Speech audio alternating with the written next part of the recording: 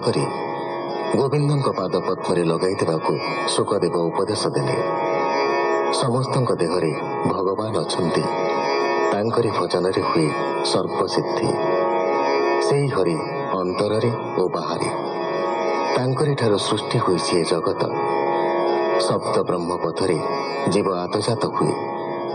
निजर बहुत समर्थ आउ सेवक मानकर कौन दरकार। जो प्राणी एहीपरि निजे कृष्ण पदरे मन दियंती, भगवान ता प्रति प्रसन्न हुंते। जो माने एपरि भाव को अनादर करी संसार चिंतारे बुड़ंती, से माने पशुक परि। संसारर प्राणी माने जम आयत्तरे बंधा। सुकौवाच बैतरणी नामे नदी, जातना मध्ये से प्रसिद्धि। कहीं पड़ती देखु देखु, तांको जीवन केवा रखु। अर्जिला कर्म फल से भी, अशेष देहे ताहा भावी। एबे हो सुण नृपमणि, केणे संसारु तरे प्राणी।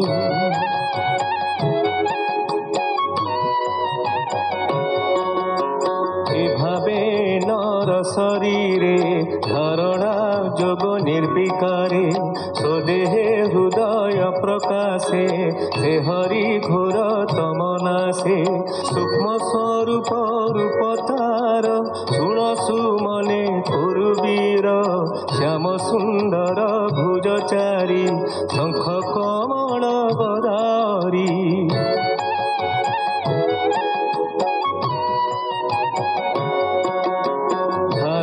जोगे एहा चिंती। निश्चल नयने देखंती, प्रसन्न श्रीमुख मंडल। लोचन अमल कमल, सुवर्ण किरीट कुंडल। सुंदर काकपल, अमूल्य हार वक्षस्थले। रत्न केयूर बाहुमूले,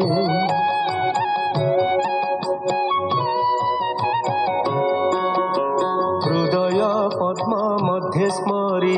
जे पाद ध्याये ब्रह्मचारी, से पाद लक्ष्मी रे चिन्हित। विषयी अत्यंत शोभित, श्रीवत्स कौस्तुभमणि। सुवर्ण सूत्रे सुखंजनी, आजानु लंबे बलमाळे।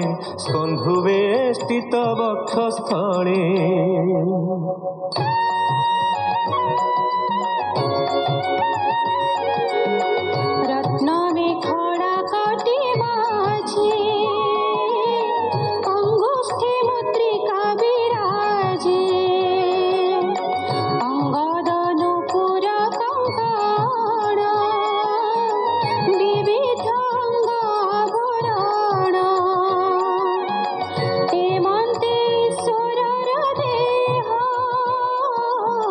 चिते चिंतिव चिंता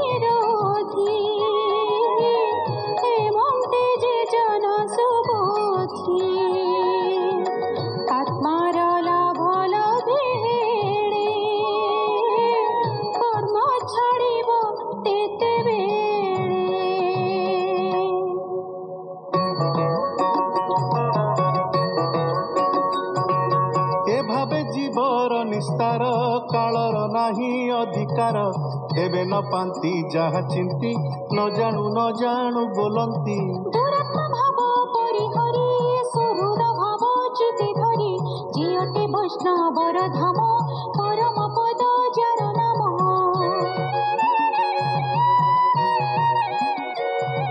से पद हृदय धरती सर्वत्र श्रेष्ठ मने चिंती हे रूपे साधी मुनि जन परम पदे करे स्थान जीवे न पारी साधने देवे विज्ञान शास्त्र ज्ञानी नासई विषय वासना नाही ता मायार रचना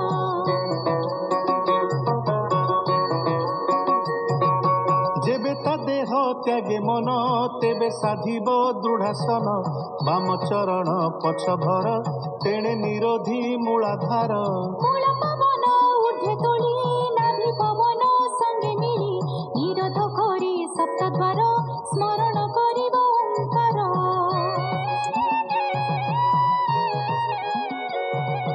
जेबे भोगरे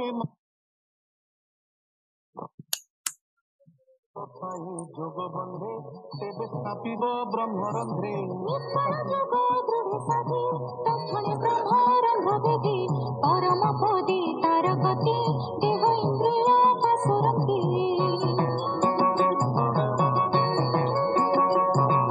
हेनृप जेबे ब्रह्मपद बोलिब प्रयास आस्पद जे सिद्धि देवंकर स्थान जे अष्टनिधि रे संपन्न ब्रह्मर ब्रह्म लोके स्थिति से स्थान भोग मने चिंती गुण समूहे गुण सिद्धि जेरा वांछई सर्व सिद्धि